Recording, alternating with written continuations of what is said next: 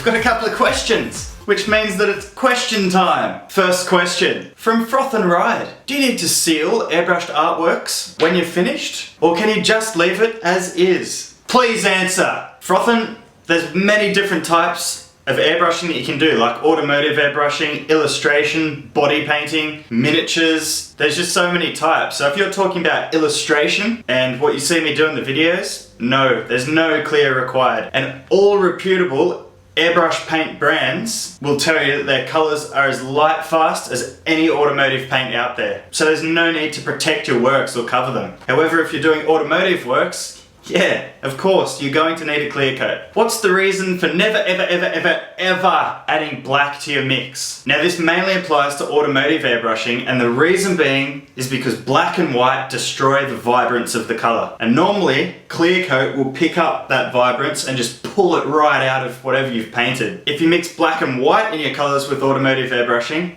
you'll find that they stay dull. The colors just don't pop like they should. But with illustration airbrushing, it's honestly not as big a deal as what I may have made it out it was. Go ahead, mix black and white. If you're doing illustration airbrushing and you're just going for accuracy of color, then you can mix black and white together, okay? No one's gonna get angry at you. Small, big, 333 asks, what type of airbrush do you use? Now, small, big, glad you asked. I have two favorite airbrushes and they're basically exactly the same thing. I have a Badger Renegade Chrome. It's a very fine tip that I use in it, a 0.2mm. And it's just a comfortable, smooth airbrush to use out of the box. I really like it and it's just responsive. I love the look of it and it doesn't let me down. I love this airbrush. The other airbrush that I really enjoy using is an Iwata HPCH. It's obviously the Highline version. It has the Mac valve so you can adjust the air pressure on the head of the airbrush. Again, a cool looking airbrush. Every time you pick it up, it just delivers quality. Can't help but be happy with that, you know what I mean? Joe Johnson,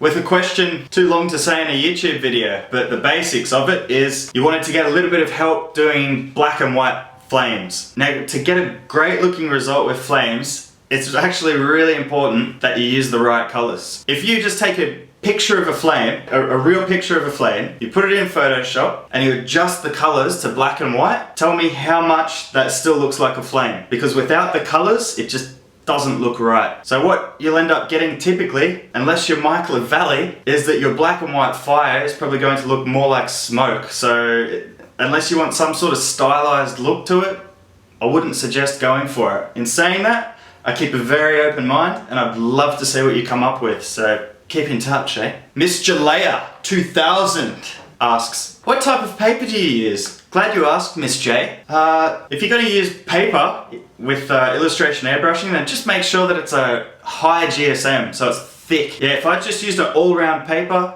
something like 240 GSM, which is the weight of the paper, and that's quite thick. Can't go wrong with that. However, for the more serious side of illustration airbrushing, over in Europe you can get Schollerhammer board, I think it's called. I'm pretty sure I'm pronouncing that right. And it's sort of the same as illustration board. It's just like a compacted cardboard that has great erasing properties to it. It's thick, yet it's still a little bit absorbent. So, you know, can't go wrong with those either, can you? Thanks for the question. And lastly, just a comment that I saw and thought was pretty funny from Vince Boyd, Killin. It simply says, I hate Tip D. Great initiative to Vince Boyd for not typing the R and Y on the end of dry. No, seriously, I'm going to use that from now on. Tip D, I love it. Anyway, we'll be back with you soon. Thanks for the questions. Keep them coming. Thanks for watching. And for spreading the love, more and more so.